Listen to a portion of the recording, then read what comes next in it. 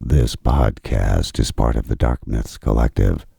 Visit darkmyths.org to discover more shows like this one. The darkness awaits.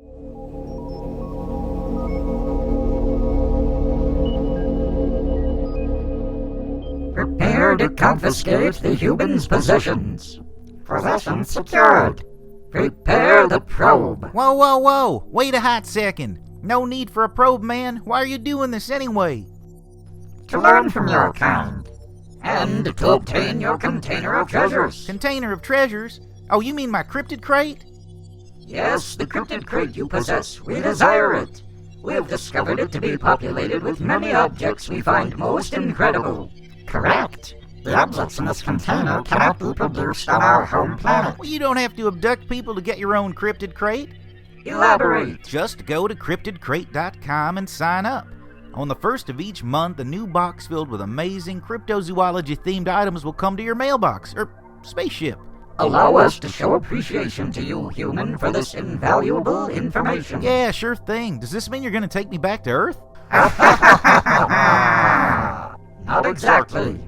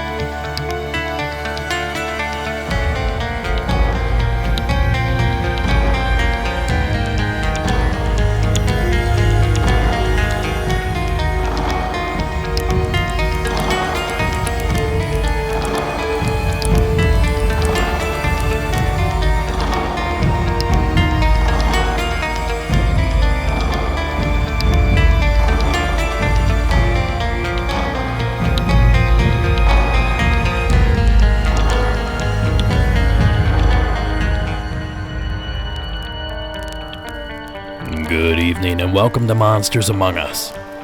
I am your guide, Derek Hayes. It is absolutely pouring out there.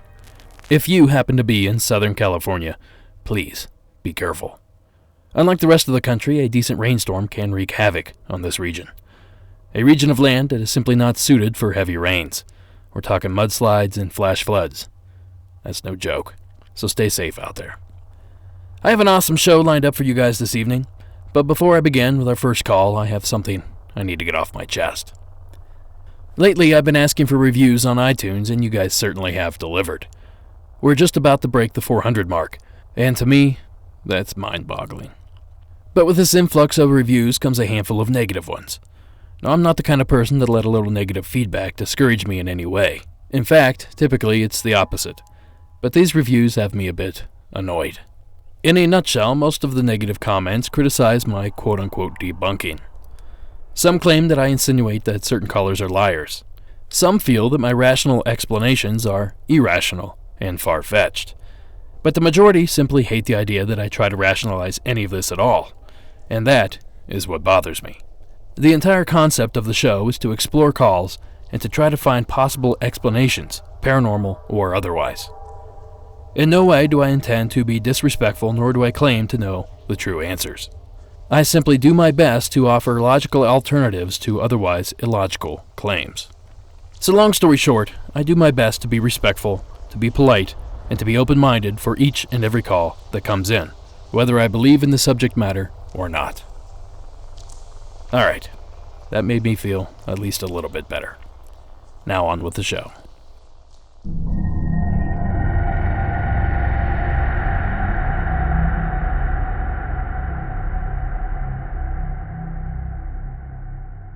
As I've stated many times, I now live in the San Bernardino Mountains just east of Los Angeles. For the most part, it's a quiet mountain community. We have shops, attractions, tons of hiking trails, and a beautiful, crystal-clear lake. But lately, that serenity has been shattered. A group of thieves have been terrorizing homes here lately, stealing gasoline from cars and whatever isn't bolted down. And as if that wasn't scary enough, these true monsters practice their craft under the protection of the infamous fog that often blankets the communities up here. literally making them invisible. Well, I tell you all that to share this. As this current storm blew in last night, the wind did some crazy things, creating noises that I could have swore were man-made. Banging sounds, scraping sounds, and even human voices. But as I awoke this morning, I found nothing amiss. Nothing was taken or broken. At least this time, it really was only the wind. But can the same be said for our first caller of the evening, when a strange sound pulled him out of his reality? Well, for that answer, here is Ray's call from the Chicago area.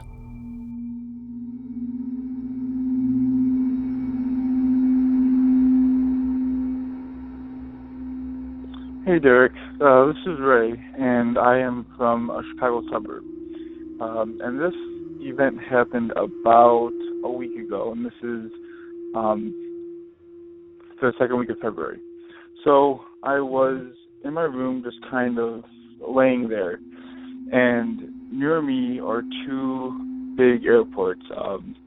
And so I'm used to hearing airplanes every day, sometimes every hour if it's in the summer. And also, I'm near hospitals where you hear helicopters every so often, depending on what's going on. Well, every so often I hear a low noise, like an airplane is flying low, and that's not really anything usual. But for that night, I was in my room, and it's kind of next to the driveway. And I hear this airplane, I'm like, okay, whatever. So then all of a sudden, it just sounds like it's in a nosedive, just all the way through, and it sounded like it was maybe 10 feet above the house. Like, it was super loud. I felt rumbling.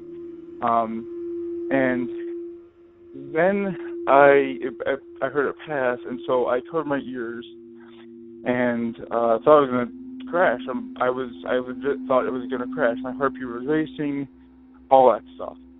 So I got out of my room. I go ask my mom if she heard it, because she was in the living room, which is maybe 20 feet away from the room I was in.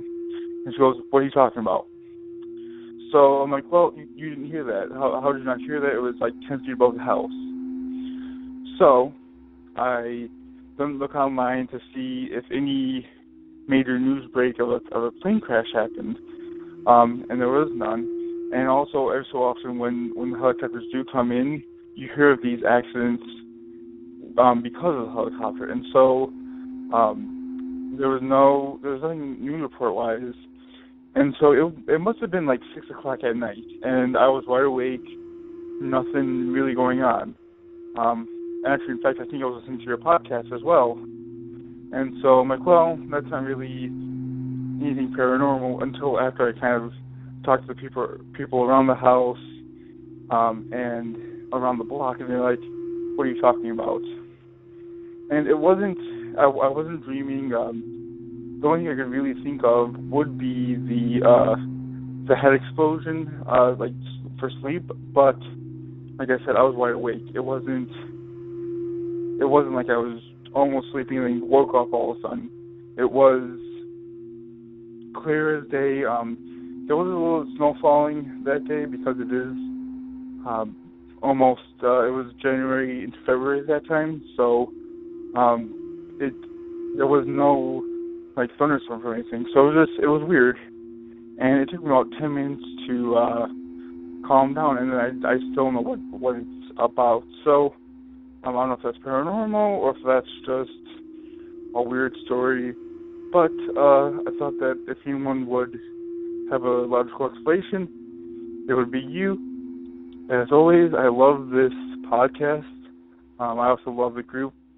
Shout out to Eddie Lloyd for that. She's done a good job. So, thanks. Thank you, Ray, for sharing. I've heard stories about this sort of thing before. The unmistakable sound of a plummeting plane.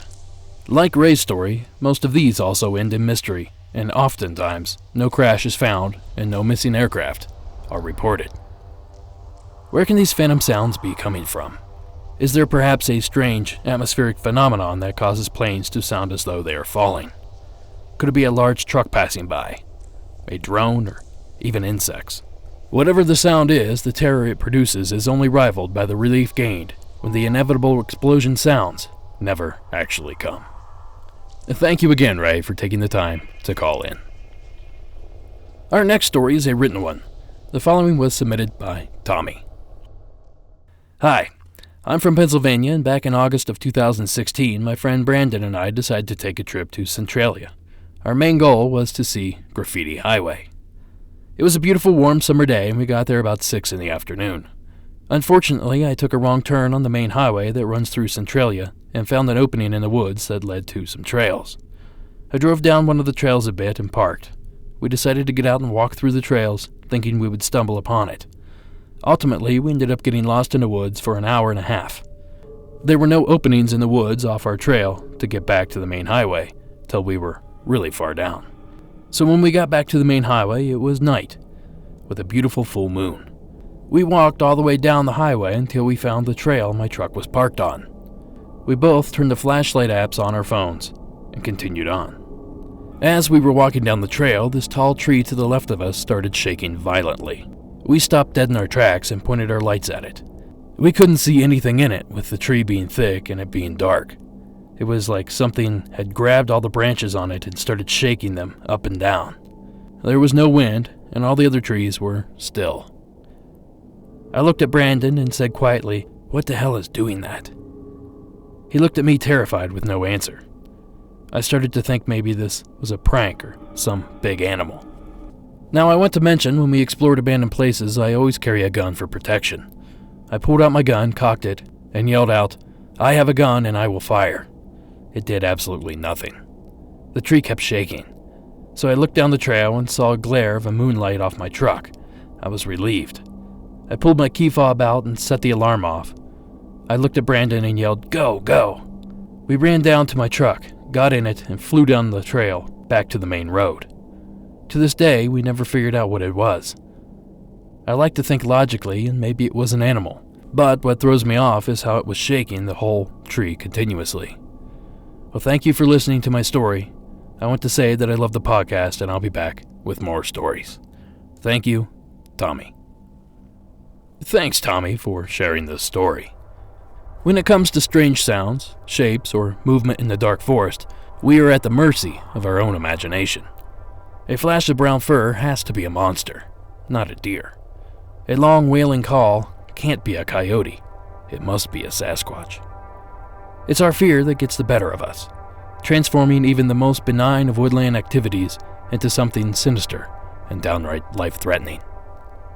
Perhaps this is the case in Tommy's encounter. It's known that many animals rub against trees for several reasons. Bears do it to scratch their often flea and tick-infested skin. Deer do it to scrape the velvet from their antlers. So it's entirely possible that a known creature simply used a tree for this purpose, causing it to shake violently. And then again, with the yelling of the two men and the car alarm, it's questionable that any known animal would stick around.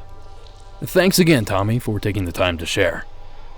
And for those that don't know about Centralia, the town that inspired the video game series Silent Hill, here is a short video clip courtesy of Weird World. Number 5. Centralia, Pennsylvania. During 1962, the government decided to incinerate an enormous pile of rubbish at Centralia's dump. This was a very bad idea, as the town's dump was located on top of an abandoned coal mine, along with most of the town.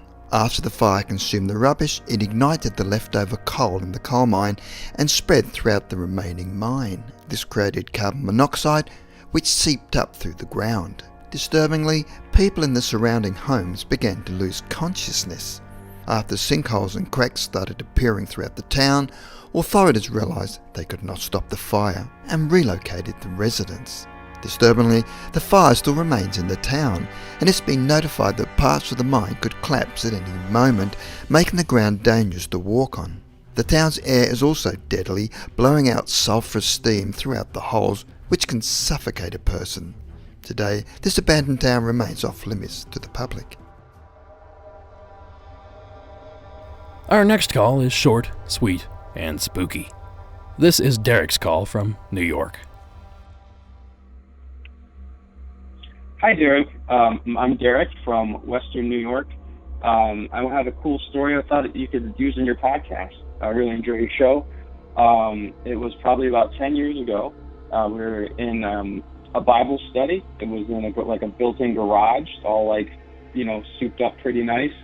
There was a group of 12 of us at a big table. And so we were just going over our study for the day. We were just reading from a booklet. And then we just were finishing with our nightly prayer. Well, we start praying, and all of a sudden, one of the ladies, her head just plops straight onto the table, and then the door swings violently open and violently slams shut. And then she all of a sudden awakens and is like, "Where am I? What happened?" And we're like, "Are you serious? You've been here at the Bible study for the last 2 hours. How do you not know where you are?" So all 12 of us experienced the same thing. We all saw, as soon as we were doing our prayer, and I don't know if a spirit left her, what happened, the doors fling open and fling shut. I mean, I do come from more of a Pentecostal background, so that's where we tend to lean with things. But it's just a really wild case. It was a little windy. I mean, the door it had been known to swing open and shut once in a while. It was because the door went right out to the outside, but it was just totally bizarre, the timing of the whole thing. I mean, the door swung fully open and then slammed shut. We were all just in awe when it happened. So, well, thanks. Hopefully we can use it. Enjoy your show. Thanks, Derek. Bye. Thank you, Derek. It sounds weird saying that. This is a very interesting story. I honestly find it hard to believe that a door opening and slamming and the woman losing consciousness is not somehow related. It's almost too coincidental, in my opinion.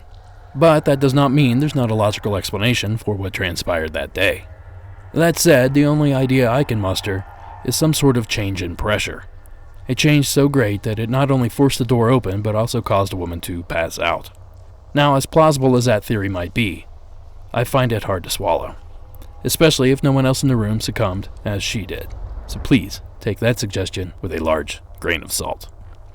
Thanks again, Derek, for sharing that interesting story. Up next is a tale about a strange light in the sky. This is Riley's call from North Carolina. Hey, Derek. My name is Riley. I'm from North Carolina. I just found your podcast, and I wanted to go ahead and share a little story I had. So, this would have been summer of 2015 or 2016. I had gone out to a friend's house. He lives in a small town kind of area named Advance. I live near another small town that's close by called Moxville. So anyhow, me and my brother had gone out to this friend's house, and we were coming back. It was super late at night, probably 3 or 4 in the morning. And as we were driving back, we were driving along Highway 801, which goes south, I believe. Anyways, so we were going on this road 801, and as we were driving back, we were getting closer to our house that's right off of the highway. And all of a sudden, because this highway, it's a very rural area, so there's not a whole lot around. So on either side of the road, there's trees everywhere. So it's basically, you can't really see much off to the sides of the roads or anything, but you can see the sky above pretty clearly, just in a narrow channel where the trees aren't blocking it. So we're driving down the road, and all of a sudden we just see this object that has lights on it just go flying past over these trees as we're driving down the highway. And we both saw it, and we had no clue what it was. And my first thought was that it was an airplane, because about a mile or two away there's an airport called Twin Lakes Airport. But it's, 2 miles away, and this airplane or whatever it was right above the tree line. So there's no reason for an airplane to be flying that low if it's taking off from an airport that's 2 miles away. By then they'd already be well up into the sky. So I really don't know what it was, but it was pretty interesting. And then just a couple of nights ago, actually, I was driving on my way back from work. I work in another small town nearby called Clemens. I was coming down Interstate 40 trying to get back to my house, and Interstate 40 goes east and west where I live in North Carolina, and off to the side, or not to the side, excuse me, off to the side of the interstate, I just see this light that just was in the sky, and then it just moves down, like directly down towards the ground. And I have no clue what it was. It wasn't in the right spot, I don't think, for it to have been an airplane or something, and it was moving way too quickly to be an airplane. So I don't know if it was a meteor or whatever, but that's my story. Just wanted to share it with you. Love the podcast. Keep it up, man. Thank you, Riley.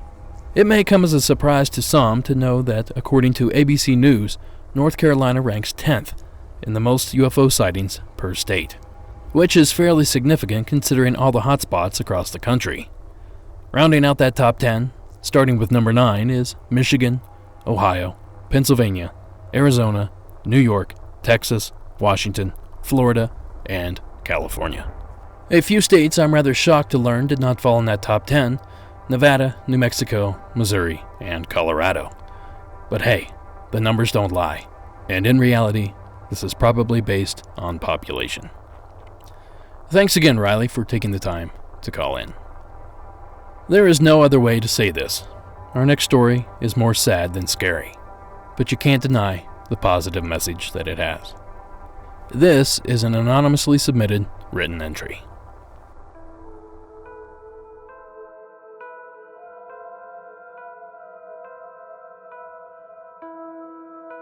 My husband passed away at the beginning of 2017.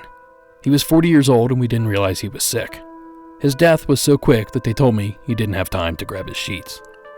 He died at work taking care of special need individuals for a straight 60-hour shift from Friday to Monday morning. Since then, every time someone would mention his name, fire alarms would go off. I would get up to turn them off, and as soon as I reach up to do so, the alarm would stop. I even bought new batteries and changed them out and put them back on the wall. Now this part you may think is weird, but I couldn't bring myself to sleep in our bed, so I slept on the living room floor on our son's futon mattress. So here I was, sleeping on the floor, mourning my husband, and the damned alarm went off again. I struggled to get my short round body off the floor, and just as before, the stupid alarm stopped as I was reaching for it. This time my anger at his death, at the alarm, and at my short round body, I grabbed a chair and ripped it off the wall. I then said, "If you had something to say, you should not have died, you jackass." I stepped off the chair, threw the stupid alarm toward the kitchen, and went back to my bed on the floor to cry my eyes out. The next night, I made our son bring his whole futon frame out so we didn't have to sleep on the floor. It was 2 a.m. rolling into 3 a.m. and so on. I couldn't get comfortable, and as I raised up on my hands and knees, I heard my husband's voice say, "I love you." His voice was strained, like it was hard for him to get it out. If anyone else had been in the room, he would have been heard. Was it just me spinning out of control? Maybe, but I don't think so. Thank you for that submission, and I'm terribly sorry for your loss. To those that have not lost loved ones, this story could come off as a bit startling or even spooky. But for those of us that have lost someone close, it acts more as a beacon of hope than a tale of terror, offering up at least a sliver of hope. Hope that we will one day see that person again, somewhere or somehow. Thank you again for that submission. Let's brighten things up a bit. Our next call was submitted by Todd in Arizona.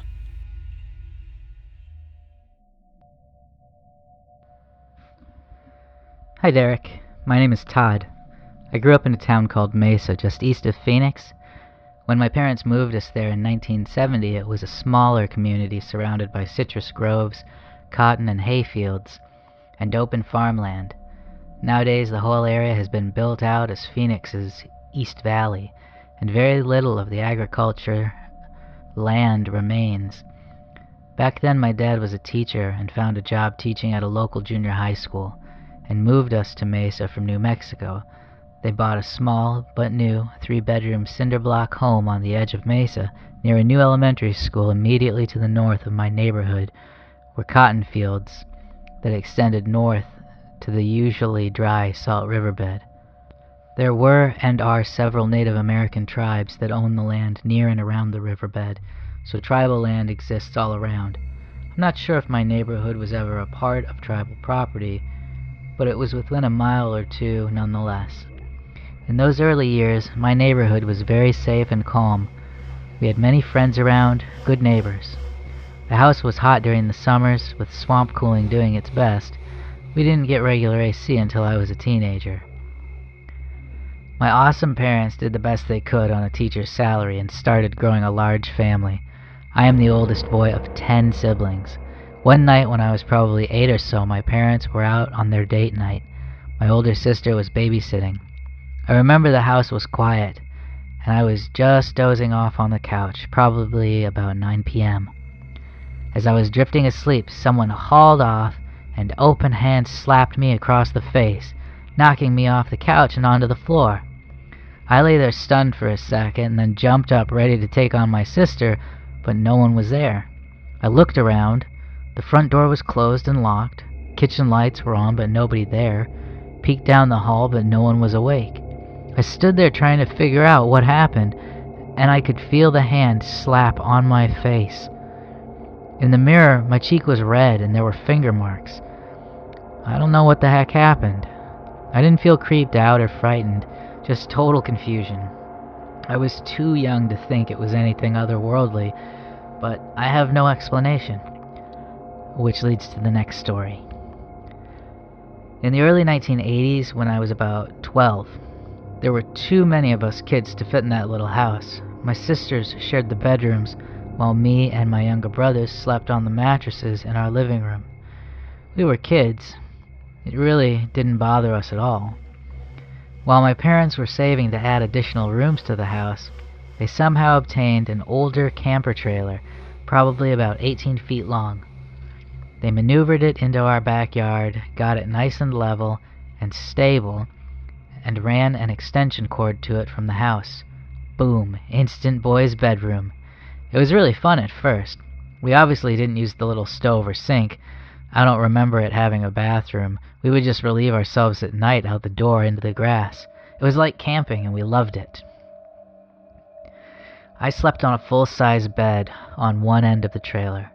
My other brother slept above me on a flip-down twin bed, and my smaller brother slept on the other side of the trailer on the fold-down dining table area. His bed was closest to the door.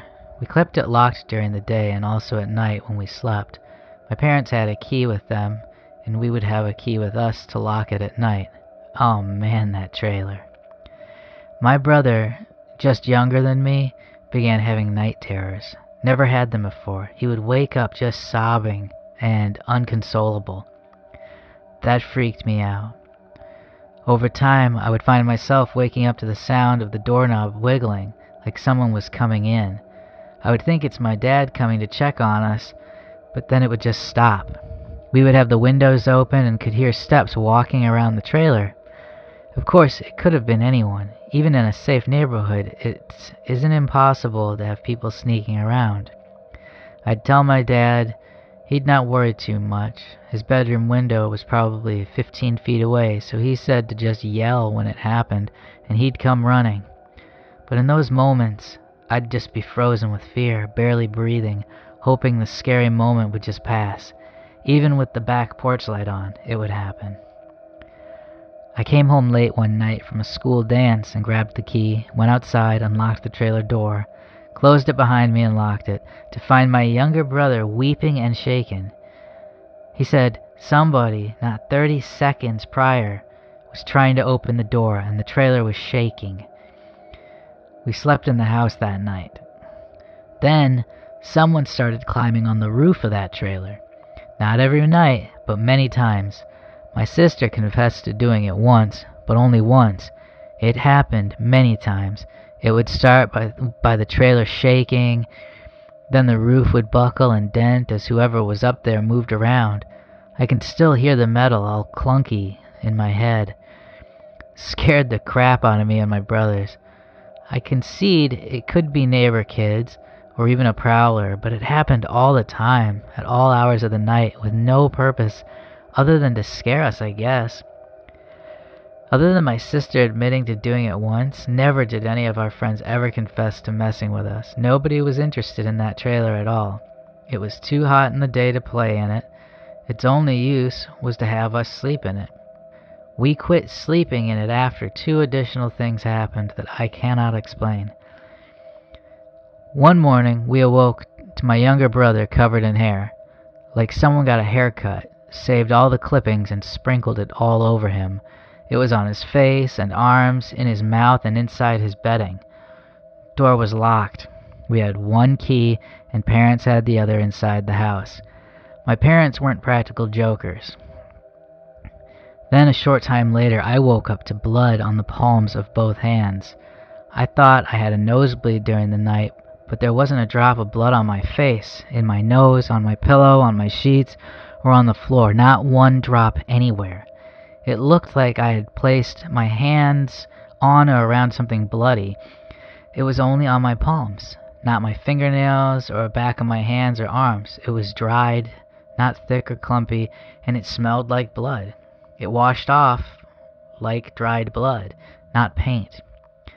I had enough at that point, and me and my brothers went back to sleeping on the living room floor until we added 2 new bedrooms to the house. The trailer sat in our backyard for some time, and they finally sold it. I loved that house, lots of great memories, but a few creepy things over the years.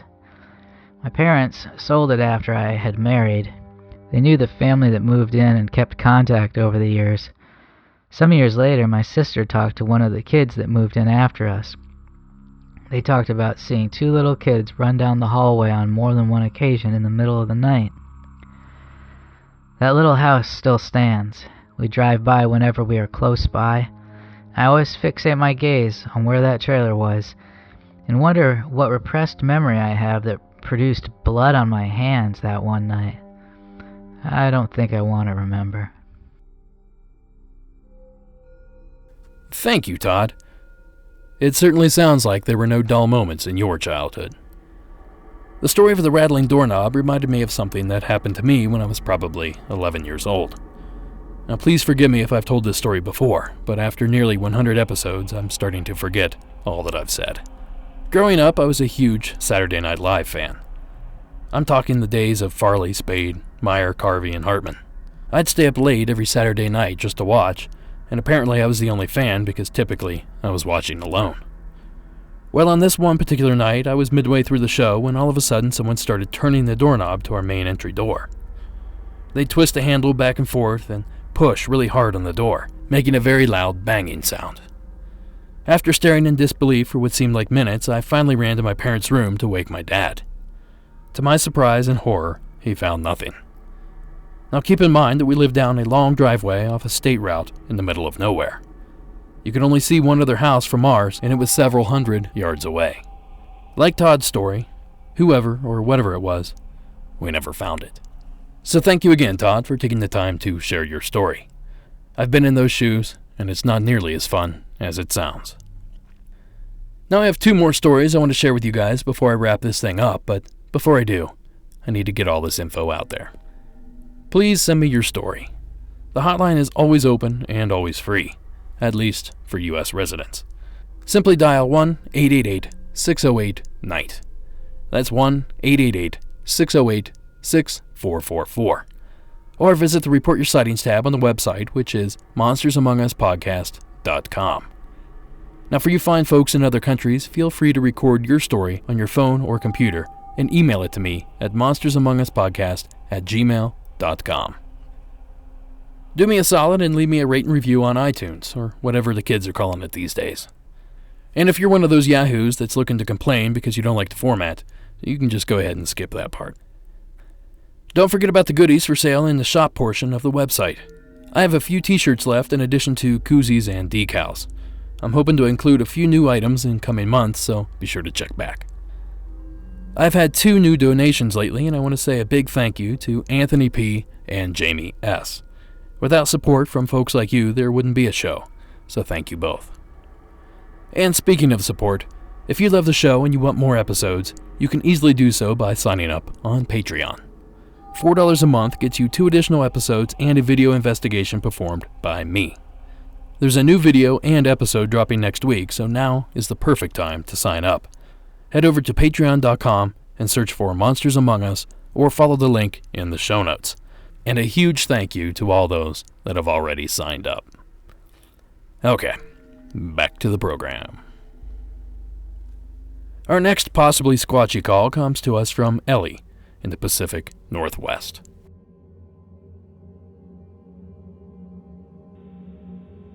Hello, my name is Ellie and I live in the beautiful Pacific Northwest. My father and I spent the majority of my childhood out in the wilderness camping far away from civilization. We are sure lucky to live in such an amazing place. This encounter isn't mine, but one my father had well before I was thought of. It takes place up north at Mount Rainier in Washington State. It was late September in 1985. My father and his two friends headed up the mountain to a place called Cougar Campground. It was off-season and the campground had been shut down for the winter when they arrived. They decided to drive around the cones that blocked the road and drive into the campground. They picked a group camping site that was furthest back right on the edge of the old-growth forest. It had a large patch of smaller fir trees in the camp that were around 8 feet tall. They used those smaller trees to suspend a rope that they threw a sheet of black plastic over. It created a makeshift shelter for everyone, and Shiloh, my dad's dog, a half black lab and half Doberman mix. Shy, as we called her, had been with my father for years in the woods and was experienced with all of the animals in that area. The first night came to a close and everyone settled down into their sleeping bags underneath the trees in the shelter. In the middle of the night, my dad woke to Shiloh making a soft growl and a woof. He looked up to make sure she was still in the shelter, and she made the growl again. He whispered for her to calm down, and she proceeded to softly growl a third time. She stood at the edge of the black plastic cover and peered her head around. My dad said her front legs jolted as straight as a board, and she bounced backwards, making the highest pitched squeal of a bark, and then chased into the darkness. My dad scrambled to get out of his sleeping bag and run after her when he hears a loud smash like shattering glass. He thought it might have been the back window of their hatchback. This commotion woke everyone up. My father finally gathered the dog, and they watched as she led them smelling toward the bushes. They looked around for tracks or hooves and didn't see anything. The car windows were all intact, but they did notice that near that area that they were cutting firewood earlier that night, there was a stump 8 inches in diameter, freshly ripped up, leaning toward the bushes with its roots hanging out. They sat around the picnic table lit by the lantern discussing what could have made that loud glass-slattering smash. Eventually, they returned to the shelter for the night. In the morning, they pieced together the clues to form somewhat of an explanation, but they cannot be sure because nobody saw anything except for Shiloh.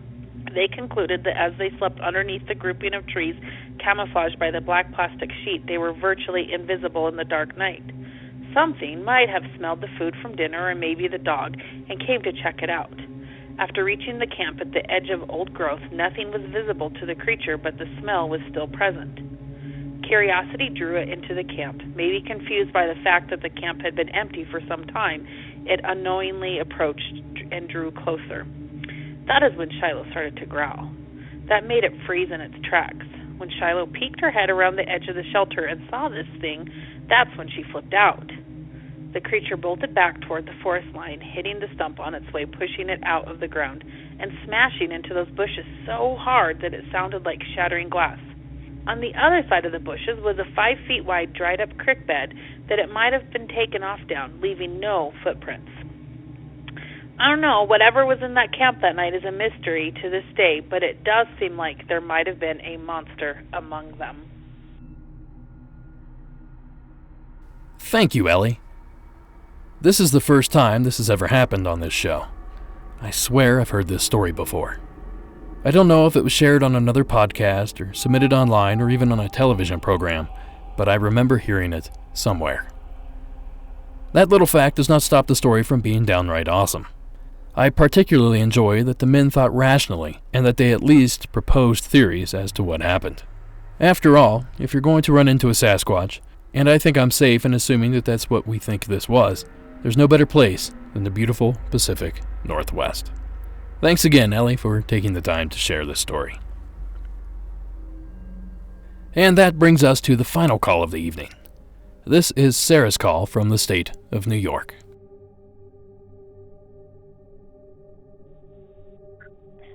Hi, Derek. I love your show. I listen to you every week. I'm calling, I guess, to see if other listeners of yours have had this experience. Backing up, my parents' house I grew into when I was 12, upstate New York, was built in the 1820s. And after my sister and I, in our preteens, decided to do a Ouija board, I personally started having experiences. And moving forward, we had a lot of experiences, but one in particular, my ex-husband boyfriend at the time had a very strange, like, black mass, amoeba-looking thing come over him in the upstairs bedroom by the attic, where we hear footsteps and such.